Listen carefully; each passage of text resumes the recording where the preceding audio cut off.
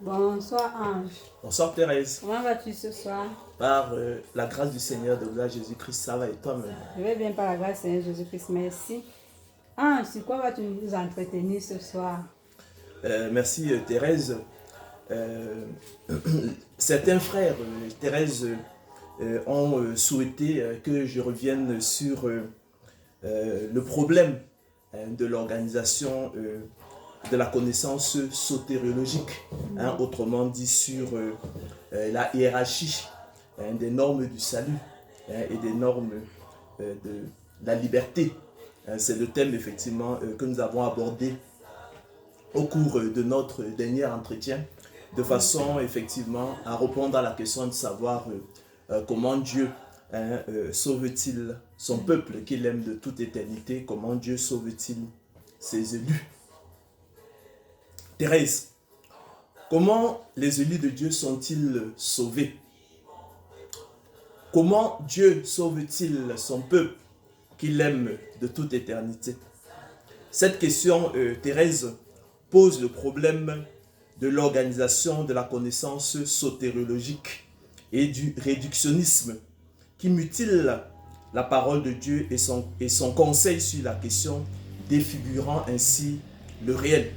Comme tu le sais, Thérèse, la Bible présente très clairement deux normes ou principes du salut, à savoir, d'une part, la souveraineté de Dieu, selon qu'il est écrit. Ainsi donc, cela ne dépend ni de celui qui veut, ni de celui qui court, mais de Dieu qui fait miséricorde. Ça, c'est Romains 9, 16. C'est ce que nous apprend effectivement l'apôtre Paul. Et d'autre part, Thérèse, la responsabilité des élus de Dieu, selon qu'il est écrit. Je fais tout à cause de l'évangile, afin d'y avoir part, écrit l'apôtre Paul dans sa première épître aux Corinthiens, au chapitre 9, verset 23 au verset 27. Ne savez-vous pas que ceux qui courent dans le stade courent tous, mais qu'un seul rapporte le prix, dit-il. Courez de manière à le remporter. Tous ceux qui combattent, poursuit-il, s'imposent toute espèce d'abstinence et le font, dit-il, pour obtenir une couronne corruptible. Mais nous, dit-il, faisons-le pour une couronne incorruptible. Moi donc, dit-il, je cours, non pas comme à l'aventure, je frappe, non pas comme battant l'air, mais je traite durement mon corps et je le tiens assujetti, de peur d'être moi-même rejeté après avoir prêché aux autres. Mais Thérèse, dans son intelligence aveugle, la pathologie de sa sagesse et sa présomption, se fondant sur le faux présupposé de l'égalité entre la souveraineté de Dieu et la responsabilité des élus de Dieu, l'homme a la fâcheuse tendance de ne retenir que l'un des principes du salut édictés par la Bible et de rejeter l'autre, et inversement, en invoquant, Thérèse, le principe de contradiction, du fait de la contradiction apparente, mais non réelle, qui entacherait les deux normes du salut, sombrant ainsi, Thérèse, dans les travers et la barbarie du réductionnisme. Ce mode mutilant d'organisation de la connaissance, incapable de reconnaître et d'appréhender la complexité de la science de Dieu selon qu'il est écrit. Que tes pensées, ô Dieu, dit le psalmiste, me semblent impénétrables. Que le nombre en est grand. Si je les compte, elles sont plus nombreuses que les grains de sable. Une science aussi merveilleuse, poursuit-il, et au-dessus de ma portée. Elle est trop élevée pour que je puisse la saisir. Ô profondeur de la richesse, de la sagesse et de la science de Dieu, s'exclame l'apôtre Paul dans son épître aux Romains. Que ses jugements sont insondables et ses voies incompréhensibles. Car qui a connu la pensée du Seigneur ou qui a été son conseiller, s'interroge l'apôtre Paul. Or, Thérèse, comme le fait remarqué très justement Edgar Morin dans son introduction à la pensée complexe. Le tout est dans la partie qui est dans le tout. Ainsi, pour y remettre de l'ordre, dépasser l'alternative en intégrant la vérité de l'un et de l'autre, des deux clans antagonistes, il me suffira, Thérèse, de discerner qu'à la vérité, il n'y a point d'égalité entre la souveraineté de Dieu et la responsabilité des élus de Dieu, mais plutôt une inégalité, ou pour mieux dire, une hiérarchie. D'où aussi la hiérarchie des normes sotériologiques, avec, Thérèse, au sommet de l'échelle, la souveraineté de Dieu et au bas de l'échelle, la responsabilité des élus de Dieu. Ainsi, chers frères et sœurs, dans sa souveraineté, selon le bon plaisir de sa volonté, son propre dessein, le conseil de sa volonté, sans tenir compte de quelques capacités humaines, ou pour mieux dire, en raison précisément de l'absolue incapacité de l'homme dans sa mort spirituelle à venir au Seigneur de gloire Jésus-Christ, comme l'atteste l'enseignement pratique de la parabole des conviés, encore appelée plaisamment la parabole des excuses, et usant alors de son droit souverain de faire de son bien ce qu'il veut, à la manière, Thérèse, du maître de la maison dans la parabole des ouvriers loués à différentes heures, le distribuant gratuitement à des impies qui n'y ont point droit, au regard de leur vie d'impiété et d'iniquité marquée par le péché, Dieu, appelant qui il appelle, Thérèse, faisant grâce à qui il fait grâce et miséricorde à qui il fait miséricorde et ayant compassion de qui il a compassion, fait le don de l'esprit, le don de la nouvelle naissance et le don de la foi à ces seuls élus qu'il aime de toute éternité en vue du salut, comme le client Thérèse dont le pourboire dans un restaurant ou un hôtel, selon qu'il est écrit. Nous sommes là dans Romains 9, 6 à 16. Donc, ce n'est point à dire, écrit l'apôtre Paul, que la parole de Dieu soit restée sans effet.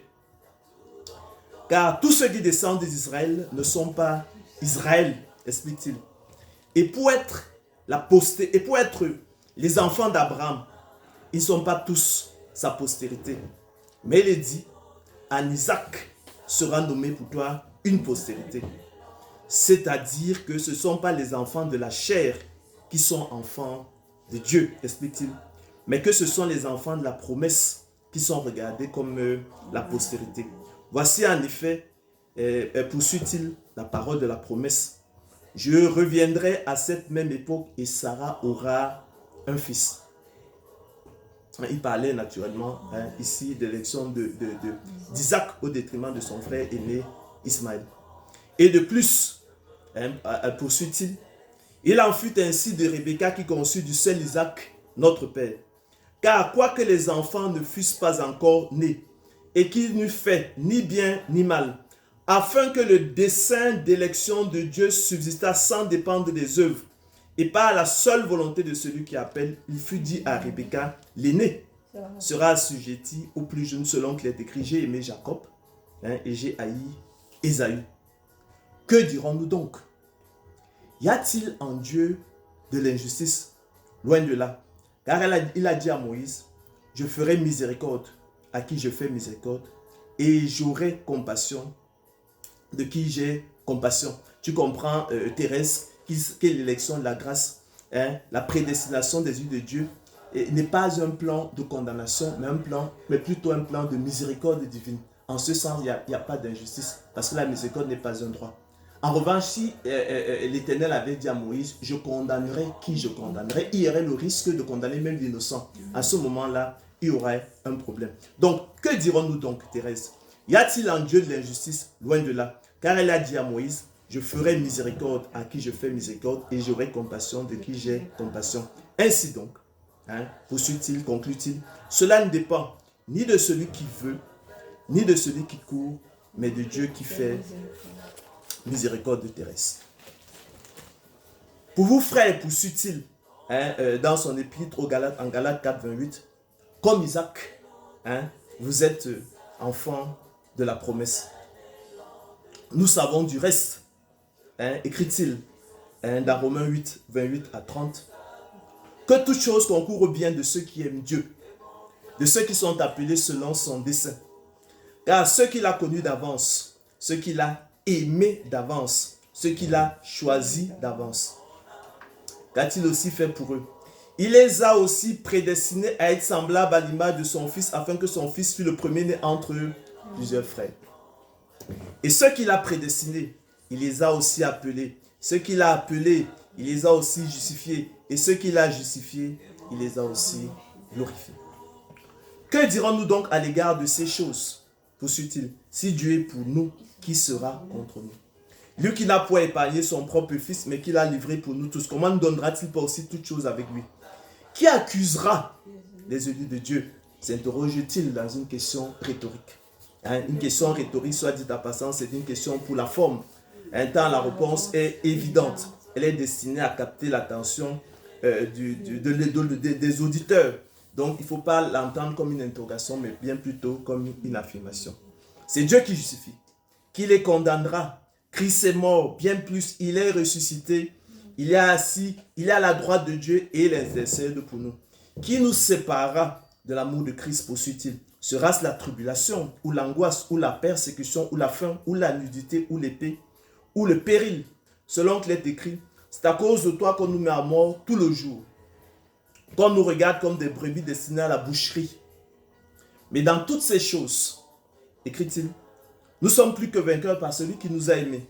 Car j'ai l'assurance, Thérèse, écrit-il, que ni la mort, ni la vie, ni les anges, ni les dominations, ni les choses présentes, ni les choses à venir, ni les puissances, ni la hauteur, ni la profondeur, ni aucune autre créature ne pourra nous séparer de l'amour de Dieu manifestant en Jésus-Christ, notre Seigneur. C'est donc là, Thérèse, ce qu'on appelle la souveraineté de Dieu dans le salut des élus de Dieu. Et par la foi reçue de Dieu en privilège par comparaison à leurs semblables, soit dit en passant, dont ils ne sont point plus excellents, selon qu'il est écrit. Quoi donc? Sommes-nous plus excellents? Nullement. Car nous tous aussi, nous étions de leur nombre, écrit l'apôtre Paul aux Éphésiens. Et nous vivions autrefois selon les convoitises de notre chair, accomplissant les volontés de la chair et de nos pensées. Et nous étions par nature des enfants de colère comme les autres. La gratitude et la reconnaissance et la persévérance à bien faire. Les élus de Dieu terrestre héritent des promesses selon qu'il est écrit. Et nous sommes là dans Philippiens 3, 12 à 14. Ce n'est pas que j'ai déjà remporté le prix, explique l'apôtre Paul, ou que j'ai déjà atteint la perfection. Mais je cours pour tâcher de le saisir, saisir le prix.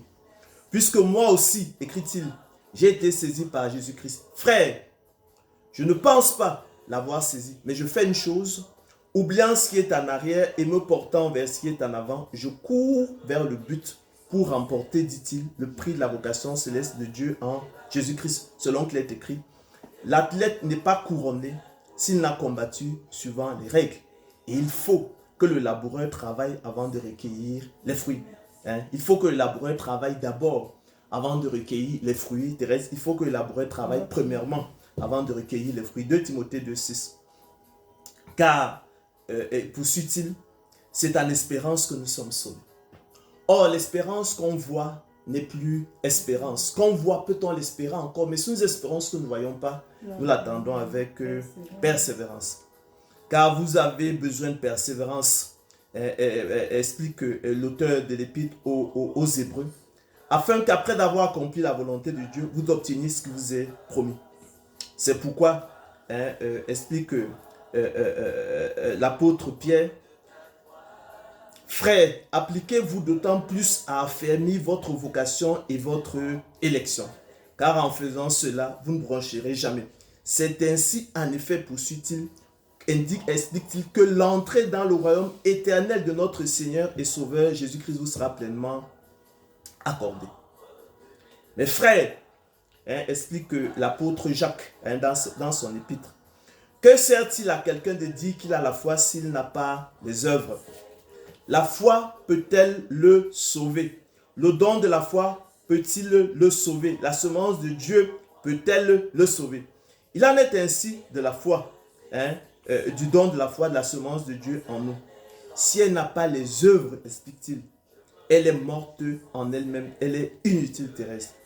Veux-tu savoir, poursuit-il, homme vain, que la foi sans les œuvres est inutile, que le don de la foi sans les œuvres est inutile, que la semence de Dieu sans les œuvres est inutile? Abraham, notre père, explique-t-il, ne fut-il pas justifié par les œuvres lorsqu'il offrit son fils Isaac sur l'autel? Tu vois que la foi agissait avec ses œuvres et que par les œuvres, la foi fut rendue parfaite. Ainsi s'accomplit ce que dit l'Écriture. Abraham crut à Dieu et cela lui fut imputé à justice. Il fut appelé ami de Dieu. Vous voyez, conclut-il donc, que l'homme est justifié par les œuvres qui procèdent de la responsabilité des élus de Dieu et non par la foi seulement qui procède, nous l'avons dit précédemment, de la souveraineté de Dieu à travers le don de la foi qui précède les œuvres. Comme le corps sans âme est mort, conclut-il, de même la foi sans les œuvres est morte. Comme le corps sans âme est mort, de même terrestre, le don de la foi sans les œuvres est mort. Comme le corps sans âme est mort, de même terrestre, la semence de Dieu sans les œuvres est morte, elle est infructueuse, elle est inutile. C'est pourquoi aussi l'apôtre Paul dans son épître aux Éphésiens pouvait-il écrire: travaillez à votre salut avec crainte et tremblement, car c'est Dieu qui produit en vous le vouloir et le faire selon son bon plaisir. Faites toutes choses, dit-il, sans murmure ni hésitation, afin que vous soyez irréprochables et purs, des enfants de Dieu irrépréhensibles au milieu d'une génération perverse et corrompue, parmi laquelle vous brillez comme des flambeaux dans le monde, portant la parole de vie. Pour toi, écrit-il à Timothée, recherche la justice, la piété, la foi, la charité, la patience, la douceur. Combat le bon combat de la foi. Saisis la vie éternelle à laquelle tu as été appelé. Je te recommande de garder le commandement et de vivre sans tache, sans reproche, jusqu'à l'apparition de notre Seigneur Jésus-Christ. Car pour moi, le moment de mon départ approche, dit-il. J'ai combattu le bon combat. J'ai achevé la course. J'ai gardé la foi. Désormais, explique-t-il, la couronne de justice m'est réservée. Le Seigneur, le juste juge, me le donnera dans ce jour-là. Et non seulement à moi, mais encore à tous ceux qui auront aimé son avènement. Thérèse, chers frères et sœurs, les apôtres Jacques et Pierre ont qualifié la responsabilité des élus de Dieu dans le salut d'un nom, en l'occurrence l'épreuve de la foi, selon qu'il est écrit. Mes frères, écrit l'apôtre Jacques dans son épître, regardez comme un sujet de joie complète les diverses épreuves auxquelles vous pouvez être exposés, sachant que l'épreuve de votre foi produit la patience. Certains traducteurs ont traduit ce mot-là par la persévérance. Mais il faut que la persévérance accomplisse parfaitement son œuvre, afin que vous soyez parfaits et accomplis sans faillir en rien. Quoique maintenant, explique l'apôtre Pierre, puisqu'il le faut, vous soyez attristés pour un peu de temps par diverses épreuves, afin que l'épreuve de votre foi, plus précieuse que l'or périssable qui cependant est éprouvé par le feu, ait pour résultat la louange, la gloire et l'honneur, et non les larmes, lorsque Jésus-Christ apparaîtra, lui que vous aimez sans l'avoir vu, en qui vous croyez sans le voir encore, vous réjouissant d'une joie ineffable et glorieuse, parce que vous obtiendrez le salut de vos âmes pour prix de votre foi. C'est donc dire, Thérèse, que le pèlerinage de l'élu de Dieu sur cette terre appelée à la destruction est semblable à une épreuve sportive.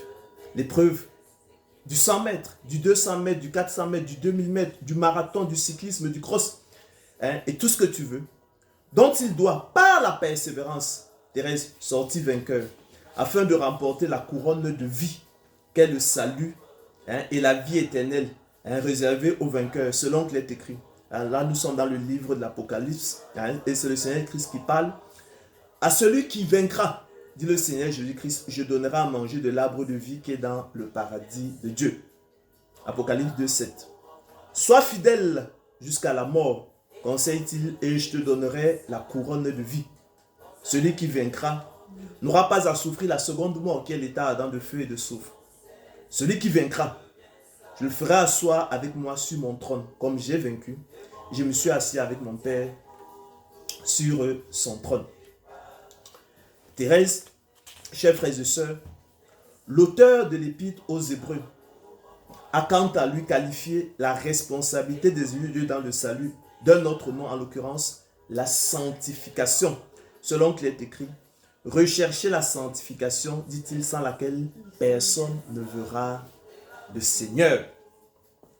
C'est donc dit, Thérèse, que la responsabilité des élus de Dieu dans le salut, la persévérance des saints, l'épreuve de la foi et la sanctification sans laquelle personne ne verra le Seigneur sont quatre expressions tautologiques au sens d'équivalente, semblable, identique, interchangeable et substituable, indiquant, chers frères et sœurs, que les élus de Dieu doivent affermir leur vocation et leur élection divine en travaillant à leur salut avec crainte et tremblement. Quoique maintenant, nous avons été dégagés de la loi, explique l'apôtre Paul dans son épître aux Romains, étant morts à cette loi sous laquelle nous étions retenus, de sorte que nous servons dans un esprit nouveau, et non selon la lettre qui a vieilli, car la lettre tue, explique-t-il dans sa seconde épître aux Corinthiens, mais l'esprit vivifie. Ainsi, Thérèse, chers frères et sœurs, dans sa souveraineté, et par le moyen du don de la foi, qui n'est pas un don universel, cela est très important, je l'ai souvent dit, mais le privilège des seuls élus de Dieu, selon qu'il est écrit, il vous a été fait la grâce par rapport à Christ de croire en lui. Philippiens 1, 29. Donc, il vous a été fait le privilège par rapport à Christ de croire en lui. Dieu est le déclencheur exclu du salut et son moteur efficace, selon qu'il est écrit. C'est par grâce que vous êtes sauvés par le moyen de la foi. Et cela ne vient pas de vous, c'est le don de Dieu. Ce n'est point par les œuvres afin que personne ne se glorifie. Car nous sommes son ouvrage ayant été créé en Jésus-Christ pour de bonnes œuvres que Dieu a préparées d'avance afin que nous les pratiquions. Explique l'apôtre Paul dans son épître aux Éphésiens. Et dans leur responsabilité, Thérèse, chers frères et sœurs, à la faveur du don de la foi qui est leur privilège, par gratitude et reconnaissance, et la persévérance à bien faire, les élus de Dieu sont ouvriers avec Dieu et héritent du salut. Mais Dieu, dans sa souveraineté, il faudrait le comprendre, est au sommet de l'échelle.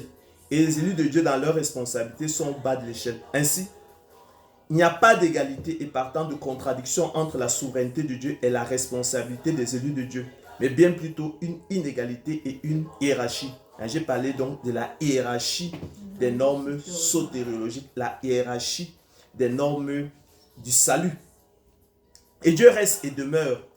Thérèse, le déclencheur est celui du salut, son moteur efficace par le moyen du don de la foi qu'il n'accorde qu'à ses élus, selon sa miséricorde. Dans son amour, sa bonté et sa grâce, il sauve ses élus selon l'élection de la grâce. La justice sans les œuvres et la prédestination sont le bon plaisir de sa volonté. Relevons, Thérèse, chers frères et sœurs, que ces trois expressions sont tautologiques au sens, je l'ai dit précédemment, d'équivalent, semblable, identique, interchangeable et substituable. Il n'est pas, Thérèse, inintéressant de relever également que de par l'impératif de la persévérance des saints, selon qu'il est écrit, il faut que le laboureur travaille avant de recueillir les fruits. La prédestination des élus de Dieu au salut selon le bon plaisir, la volonté de Dieu se distingue radicalement, mais alors radicalement, du conte profane et absurde du fatalisme. catégorie philosophique fictive qui a pour code ne rien faire et conclut à l'inutilité de l'effort. Si l'avenir est fatal, dit le fataliste, si ce qui doit arriver arrivera nécessairement, à quoi bon se dépenser en efforts inutiles? Ne rien faire. Telle est la conclusion pratique et le code du fatalisme terrestre qui conclut donc à l'inutilité de l'effort.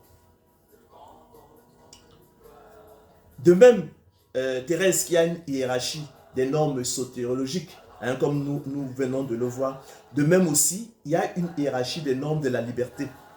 Avec au sommet de l'échelle, la souveraineté de Dieu, qui est le seul souverain, comme nous le rappelle l'apôtre Paul dans 1 Timothée 6,15. Et au bas de l'échelle, la liberté de la volonté de l'homme, qui est la faculté terrestre, comme tu le sais, qu'a l'homme d'exercer sa volonté et qui se connaît sans preuve par la seule espérance que nous en avons. Selon qu'il est écrit, ne suis-je pas libre? Ne suis-je pas apôtre? S'interroge l'apôtre Paul dans une question de rhétorique dans sa première épître aux Corinthiens. Par essence, Thérèse, la liberté de l'homme est relative, elle est encadrée, elle est limitée. Elle n'est ni totale ni absolue. Donc de ce point de vue, elle n'est pas à confondre avec la souveraineté qui est l'attribut de Dieu et qui traduit le fait de ne pas être soumis au contrôle d'une autorité supérieure qui encadrait la liberté de notre volonté. Ainsi, Thérèse a la vérité. Il n'y a pas d'égalité et partant de contradiction entre la souveraineté de Dieu et la liberté de l'homme, mais plutôt une inégalité et une hiérarchie. À cet égard, la liberté sartréenne totale et absolue, qui se confond avec la souveraineté, est une catégorie philosophique fictive, un conte profane et absurde. Elle débouche sur le néant et la nausée. La nausée, comme tu le sais, qui est le titre de son premier ouvrage. Et son thème est la fin de toute liberté et le totalitarisme, comme l'atteste l'engagement politique de Jean-Paul Sartre, aux côtés des totalitaristes communistes, selon qu'il est écrit. Il leur promet Thérèse la liberté, écrit l'apôtre Pierre dans sa seconde épître. Quand ils sont eux-mêmes esclaves, la corruption, car chacun est esclave de ce qui a triomphé de lui.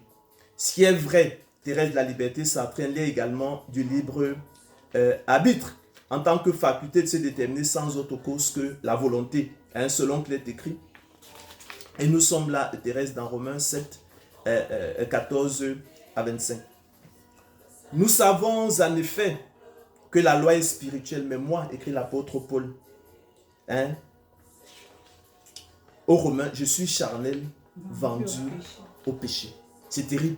Je ne sais pas si tu es parvenu déjà à cette conscience de ta misère spirituelle. Car je ne sais pas ce que je fais. Je ne comprends pas ce que je fais.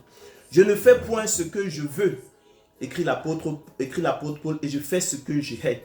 Or, si je fais ce que je ne veux pas, je reconnais par là que la loi est bonne. Et maintenant, ce n'est plus moi qui le fais, mais c'est le péché qui habite en moi. Ce qui est bon, je le sais, écrit-il, n'habite pas en moi, c'est-à-dire dans ma chair. J'ai la volonté, dit-il, maintenant le pouvoir de faire le bien. Car chose impossible à la volonté, parce que le péché la rend sans force. Car je ne fais pas le bien que je veux, et je fais le mal que je ne veux pas. C'est terrible. Et si je fais ce que je ne veux pas, poursuit-il, ce n'est plus moi qui le fais, c'est le péché qui habite en moi. Le péché entendu ici, chers frères et sœurs, non pas la simple transgression de la loi, comme l'enseigne l'apôtre Jean dans l'une de ses épîtres, mais comme en fait le démon, le maître flatteur, qui habite en l'homme dans son cœur, qui agit pour son propre compte, qui avilit l'homme, le soumettant à la volonté du diable et l'inclinant ainsi à désobéir et à transgresser la loi du juste juge et du juste législateur. Donc, et si je fais ce que je ne veux pas, ce n'est plus moi qui le fais, c'est le péché qui habite en moi. Je trouve donc en moi cette loi. Quand je veux faire le bien, le mal est attaché à moi. Car je prends plaisir à la loi de Dieu selon l'homme intérieur, mais je vois dans mes membres une autre loi qui lutte contre la loi de mon entendement et qui me rend captif de la loi du péché qui est dans mes membres. Misérable que je suis, conclura-t-il. Qui me délivrera du corps de cette mort? Grâce soit rendue à Dieu par Jésus-Christ notre Seigneur. Ainsi donc, moi-même, je suis par l'entendement esclave de la loi de Dieu et je suis par la chair esclave de la loi du péché. C'est pourquoi aussi, et à juste titre, chers frères et sœurs, Martin Luther opposa aux apôtres du libre arbitre la notion du self-arbitre pour indiquer que le libre arbitre humain est esclave du péché, comme l'apôtre Paul nous l'explique. Elle l'a expliqué précédemment dans Romains 14 à 25. Et n'a donc à la vérité aucune réalité. Ainsi donc, chers frères et sœurs, nous retiendrons que Dieu est souverain, ou pour mieux dire, Dieu est le seul souverain, 1 Timothée 6,15, et l'homme est libre. Selon Claire dit, ne suis-je pas libre, ne suis-je pas apôtre? Mais la liberté de l'homme n'est ni totale ni absolue, comme le prétendait à tort Jean-Paul Sartre, et le prétendent aujourd'hui encore ses successeurs. Pas plus qu'il n'y a de libre arbitre qui ne fait donc point partie, Thérèse, des normes de la liberté. Alors, cette parole est certaine, Thérèse, écrit l'apôtre Paul à Tite. Et je veux que tu affirmes ces choses, afin que ceux qui ont cru en Dieu s'appliquent à pratiquer de bonnes œuvres. Voilà ce qui est bon et utile aux hommes. Mais évite les discussions folles relatives à la contradiction imaginaire entre la souveraineté de Dieu et la responsabilité des élus de Dieu, ou encore entre la souveraineté de Dieu et la liberté et la volonté de l'homme, car elles sont vaines et symptomatiques d'hommes corrompus d'entendement, ignorants, ayant la maladie des questions oiseuses. Croyez, chers frères et sœurs, que la prédestination selon le bon plaisir de la volonté de Dieu est votre salut. Comme notre bien-aimé frère Paul vous l'a aussi écrit selon la sagesse qui lui a été donnée. C'est là la volonté parfaite de Dieu à votre égard, afin que vous y trouviez une consolation éternelle, une bonne espérance et un puissant encouragement, comme de nombreux croyants avant nous, pour marcher de progrès en progrès pendant le temps qui nous reste de notre pèlerinage. Soyez reconnaissants pour le privilège du don de la nouvelle naissance qui vous a ramené à votre bon sens et vous fait marcher non plus dans les ténèbres mais dans la lumière de Dieu pour éviter les écueils et les pièges du tentateur. Comme des élus de Dieu, saints et bien-aimés, revêtez-vous d'entrailles de miséricorde, de bonté, d'humilité, de douceur, de patience. Les prophètes, Thérèse, qui ont prophétisé touchant la grâce qui vous était réservée, écrit l'apôtre Pierre, ont fait de ce salut l'objet de leurs recherches et de leurs investigations. Voulant sonder l'époque et les circonstances marquées par l'Esprit de Christ qui était en eux, et qui attestait d'avance les souffrances de Christ et la gloire dont elles seraient suivies. Il leur fut révélé, explique-t-il, que ce n'était pas pour eux, mais pour vous, qu'ils étaient les dispensateurs de ces choses que vous ont annoncées maintenant, ceux qui vous ont prêché l'évangile par le Saint-Esprit envoyé du ciel, et dans lesquels les anges désirent plonger leur regard. Ce sont des choses, Thérèse, que l'œil n'a point vues, que l'oreille n'a point entendues et qui ne sont point montées au cœur de l'homme. Des choses que Dieu a préparées pour ceux qui l'aiment. Il les a révélées par l'Esprit, car l'Esprit sonde tout, même les profondeurs de Dieu, écrit l'apôtre Paul aux Corinthiens. C'est pourquoi Thérèse écrit, l'auteur de l'Épître aux Hébreux, recevant un royaume inébranlable, montrons notre reconnaissance en rendant à Dieu un culte qui lui soit agréable, avec piété et avec crainte, car notre Dieu est aussi un feu dévorant. Il révèle sa parole à Jacob, dit le psalmiste, ses lois et ses ordonnances à Israël. Il n'a pas agi de même pour toutes les nations. Et ils ne connaissent point ses ordonnances. Louez l'Éternel. Ça, c'est le psaume 147, 19 à 20 qui nous parle en fait des voies de Dieu. Il fait le don de la foi à ses seuls élus, selon la mesure du don de Christ. Il n'a pas agi de même pour tous les hommes et ils ne connaissent point le Fils de son amour, mais demeurent dans les ténèbres de la mort spirituelle. Louez donc l'Éternel, chers frères et sœurs, élus de Dieu pour l'infinie richesse de sa grâce par sa bonté envers ses élus en Jésus-Christ. Car sans la prédestination des élus de Dieu au salut selon le bon plaisir de la volonté de Dieu, croyez-le moi, et nous ne le dirons jamais assez, personne ne serait sauvé, pas même un seul, selon qu'il est écrit. Quoi donc? Sommes-nous plus excellents? Écrit l'apôtre Paul aux Corinthiens. Nullement. Car nous avons déjà prouvé que tous sont sous l'empire du péché, tous sont sous la domination du péché, selon qu'il est écrit. Il n'y a point de juste, pas même un seul. Nul n'est intelligent, nul ne cherche Dieu, tous sont égarés, tous sont pervertis. Il n'en est aucun qui fasse le bien, pas même un seul. Leur gosier est un sépulcre ouvert, ils se servent de leur langue pour tromper, ils ont sous leurs lèvres un venin d'aspic, leur bouche est pleine de malédiction et d'amertume. Ils ont les pieds légers pour répandre le sang, la destruction et le malheur sont sur leur route. Ils ne connaissent pas le chemin de la paix. La crainte de Dieu n'est pas devant leurs yeux. Ce mystère, Thérèse, est grand. Je dis cela au sujet de la prédestination. Car qui est-ce qui te distingue? C'est la question fondamentale. Qui est-ce qui te distingue? Toi-même ou alors Dieu?